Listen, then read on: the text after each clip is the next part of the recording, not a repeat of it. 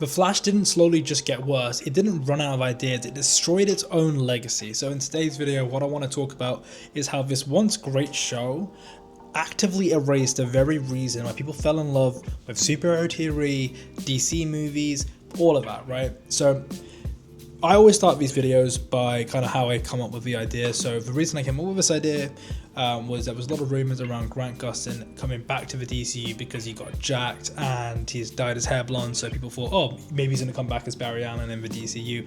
He denied that being the case. But a lot of people in the comments were like, please no, please don't come back. And it kind of speaks to the lasting legacy that the CW Flash gave on superhero TV. So that's what I want to talk about today, right? Because I fundamentally believe that the show The Flash, the show The Arrow did so much for superhero fan culture. It gave us something to love about DC at a dark time, and it was very, very necessary in the kind of development of pushing the culture forward, and more broadly, it got so many people involved in it, and so many new fans, and it was great. But The Flash is falling off, which I'm going to put up some graphs here. First, the IMDb chart, where you can quite clearly see with the colors, it falls off a cliff. And I'm also going to put on the linear graph as well, where you can see a general decline in the quality of the show, right? But everybody knew that The Flash got worse, but what they didn't realize was the impact it would leave in removing the legacy it once had. Because at the start, season 1, season 2 Flash, just look at the numbers. It was beloved. It was something brand new. It was so exciting. And the thing is, it was such an ambitious project to pull off. It's very difficult for you to get captivated by something so powerful and someone so powerful. The nature of it is power balancing in the writing is a big part of it. But more than that, it's also making a story compelling enough, which is going to make you fall in love with the characters and care about it, particularly on a show where there was just so many episodes. I mean, the CWs have this problem for a very long time where their shows just have way too many episodes and people wouldn't care that much. But The Flash did retain retention. It didn't just do it once, it did it twice with seasons 1 and 2. It's mainly because the villains were excellent, right? First with the Reverse Flash and Harrison Wells, it was such a great storyline.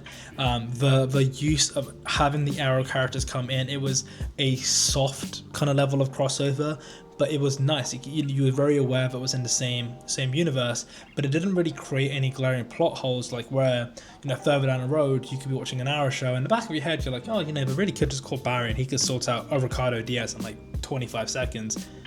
Neither here nor there.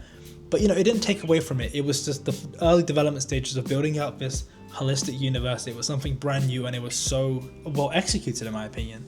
That very first crossover Flash versus Arrow, as silly as it was, obviously Barry would stomp Oliver Queen. Like, let's not be silly here. It was really exciting. There were so many high highs. But then the show did take a dive, and it took a dive when it removed stakes being a factor. And it wasn't just the Flash, it was the Arrow as well, where death didn't really count anymore. What happened was that no character really died, and any character that was like loved or liked, they would just bring that actor back in another capacity. We saw it year after year with the variations of Harrison Wells, Harry Wells, H.R. Wells, whatever you want to call them. Even at the time, I thought, yeah, I like him as a character, but like this is also just demeaning the value of the show, right? Even in season 2, was it cool after Zoom killed Barry's dad that the original Jay Garrick was the same actor who plays Barry's dad? Yes, that was a cool twist, but you can't do that for every death, right? It loses value. Laurel coming back as an evil version of Black Canary, it just got a little bit silly. And then even if we are going to accept the premise that nobody really dies in the CW, they could have used that to their advantage more. And I feel like my main reason, that the main thing they should have done is season 3, they should have let Iris die. And then if you're going to bring it back, everybody comes back anyways. Like, making it HR just took away from the emotional value, in my opinion. But that's kind of not the point I want to make. The overall point I want to make is that decline in legacy, because the final couple seasons of a show, it was so bad. They made Barry just become like genuinely low IQ at points, then they kind of make him super powerful at certain points, Then they give him really poor decision making. Then they disproportionately increase the role of Iris, who has no tactical awareness, no scientific knowledge, no military experience. She has no experience, yet she's the leader of a team, yet she has such decision making prowess, like have undue influence over the team. There were so many factors which made the show such a tough watch. That's within the show. And if we talk about like the external factors that made it a tough watch, the budget clearly declined. The costumes got worse. The budget they could afford to have co-stars and like villain of the week actors, all of them, they just got worse. The big bads were bad actors. Like you just were not compelled to the same extent you were of a Zoom or a Reverse Flash. It was not the same level. But it stained the legacy so bad because you had all those meme clips coming out of "We are the Flash," etc., etc., etc. And some of the really poor CGI fight scenes at the end, the really poor writing. We all know which ones we're talking about, right? And it made it so bad because when those clips blew up in the social media era and the TikTok era, it gets spread by so many more people who watch it, then the whole show gets clowned and it becomes this kind of cyclical thing where everybody just starts punching on it. And you forget how great it was at the start, because let me not like confuse it here. It was a great show. I'm gonna put up the ratings here of like The Flash in the first couple seasons, and then just some other big shows, right? Like Stranger Things, The Boys. I'm gonna put up some other shows here on the side, and you can see what their ratings are. It was an actual good show, and people forget that there was a point where the CW produced good TV. It wasn't just The Flash, but early seasons of Arrow, even like season 5 of Arrow. They used to be able to put together good writing, compelling stories, great villains. They did that. And then they just fell off because the actors stopped caring. It wasn't even a cash cow, because I don't think they did that well, like financially.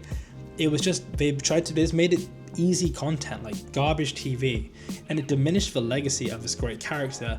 And that's why now, when you look at even just the early conversations of, oh, would Grant Gustin come back in the DCU, or would Stephen Amell come back in the DCU as Oliver Queen, there's so many people against it because they just look at it as CW pure cringe, and they forget that for a very long time it was a really good show with meaning and heart and moments what made you care.